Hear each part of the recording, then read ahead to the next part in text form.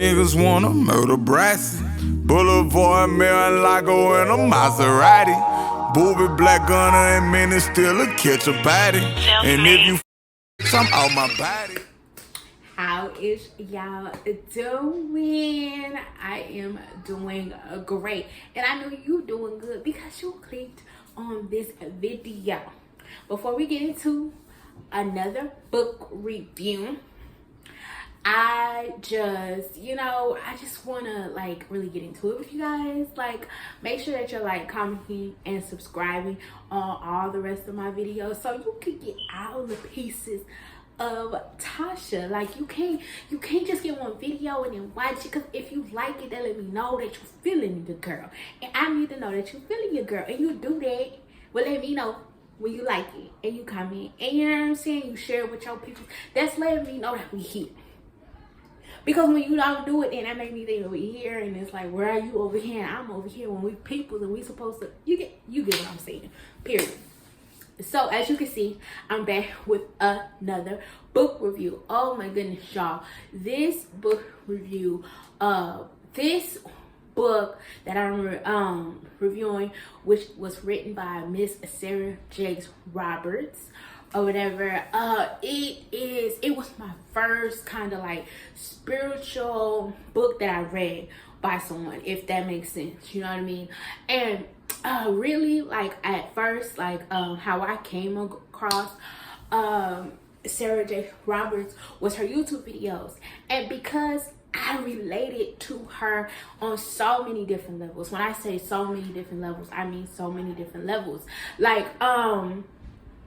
If you don't know by happenstance who she is TD Jakes' daughter or whatever. And her story is so inspiring.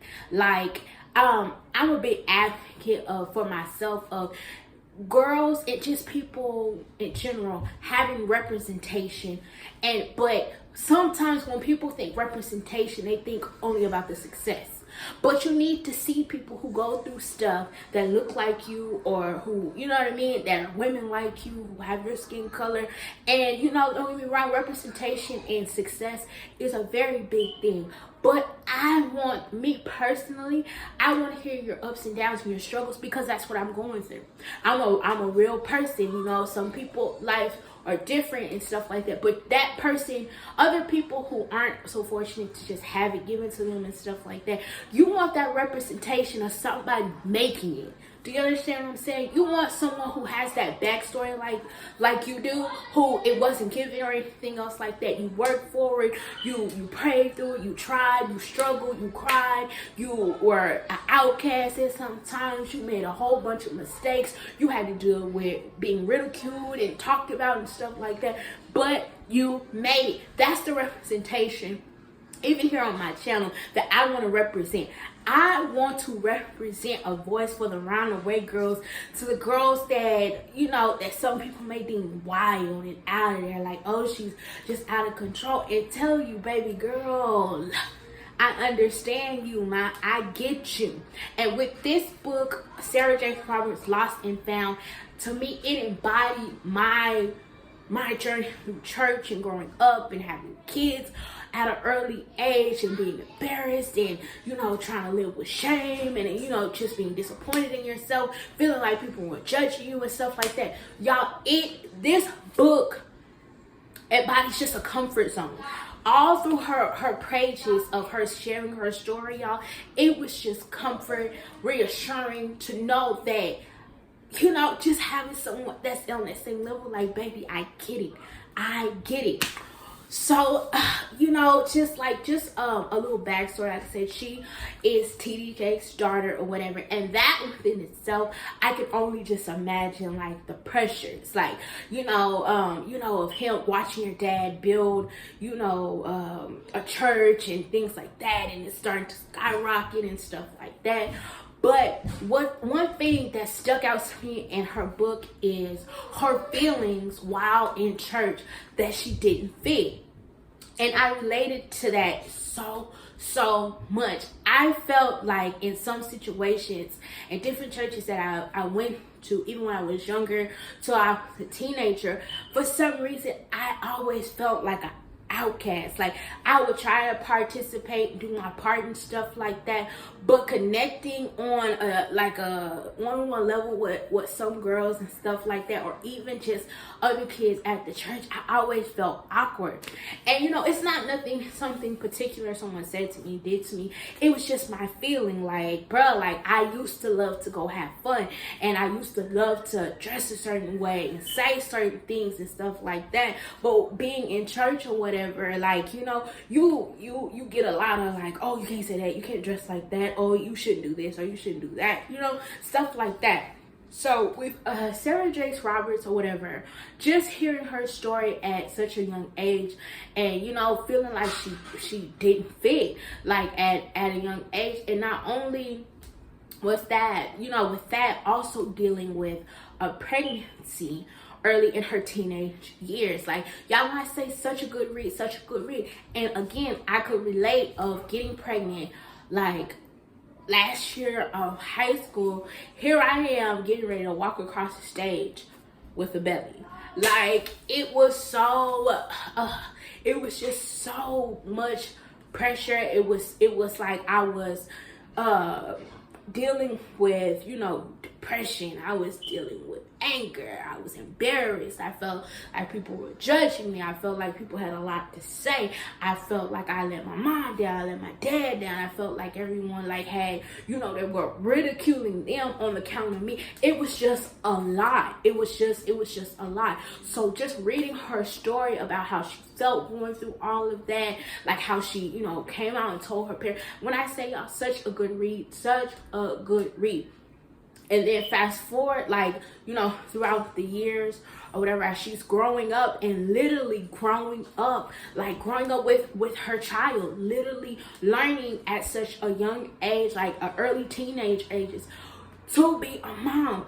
That in itself, with your adolescent mind, and now you're a mom. Like, it's just like, I could just imagine, you know what I mean? Because even when I was like 17, 18 years old, getting ready to be a mom, it was stuff that I had.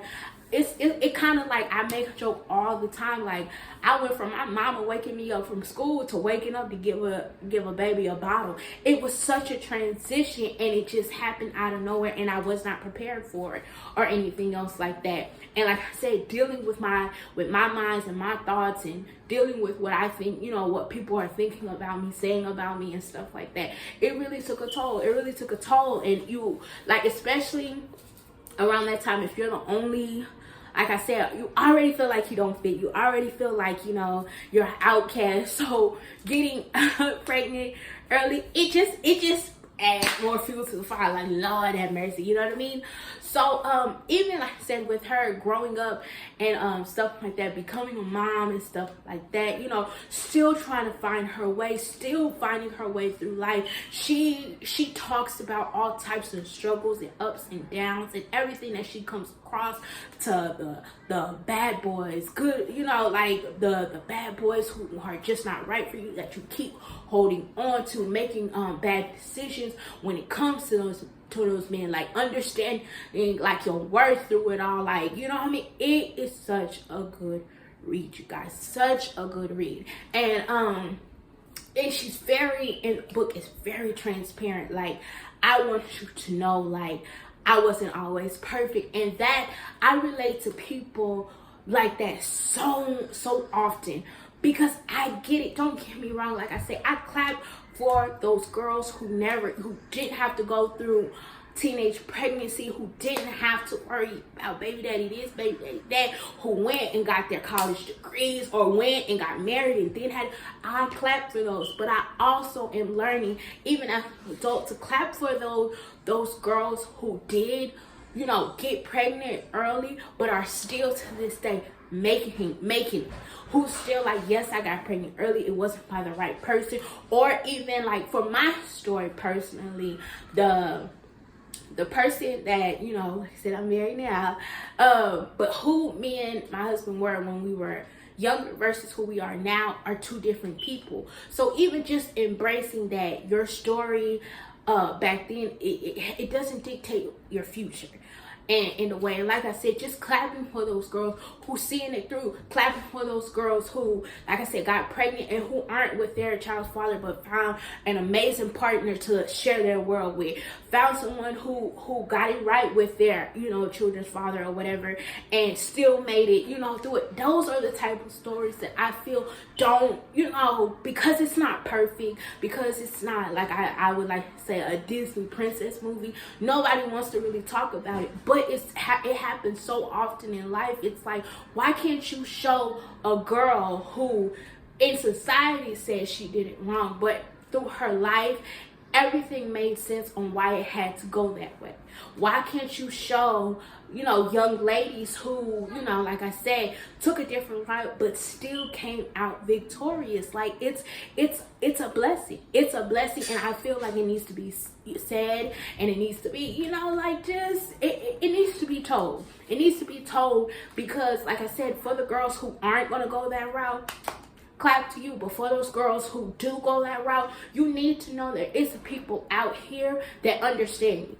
You need to know that it's someone who sees you and understands that, yeah, you made a mistake. It probably wasn't the best, and sometimes the results you got to live with and stuff like that. You can't take it back, but how we go forward, you can make it better. You don't have to walk around with the shame, hurt, or guilt about it. You can let it go.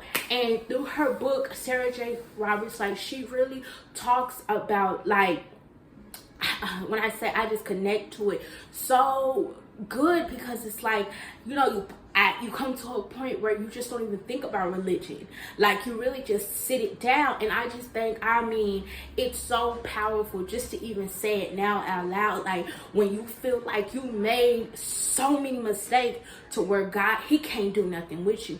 And that is just not true. Like, it's like you're taking on the burdens of what people thinking about you, what you're thinking about what you think people are saying about you, like how you made your mistake. But the thing is, God doesn't see us like everyone else. God doesn't even see us how we see us. He sees you as his child. He understands that you're not perfect. That's the part for religion, with God, for me. Like, he understands that I am not perfect, that I can come to him after I didn't act upon food, and I can talk to him and ask him for guidance to do something better. Like, that's what you have. But at a time and point when you're still growing and going through life, sometimes it's like, I'm not worthy of it. And just through the book, I feel like she lets you know that you are. Like, he was, through her story, it's just kind of like he was there this whole entire time. No matter how many times I tried to, like, back away or feel like I'm not, not connected, he was still connected. Like, I used to love to hear when older preachers or whatever, like, God is a gentleman. He's not going to force himself on you, but you have to know when you need him, he's there. And that is absolutely the truth in my life now. Like, even times that I find myself not praying like I should, not talking to him like I should, it's a situation I feel like God be like, okay, that just drops, and I'm like, oh no, I can't talk to this person, I can't talk to that. No, I got to do nothing but fall on my knees and pray. That's it.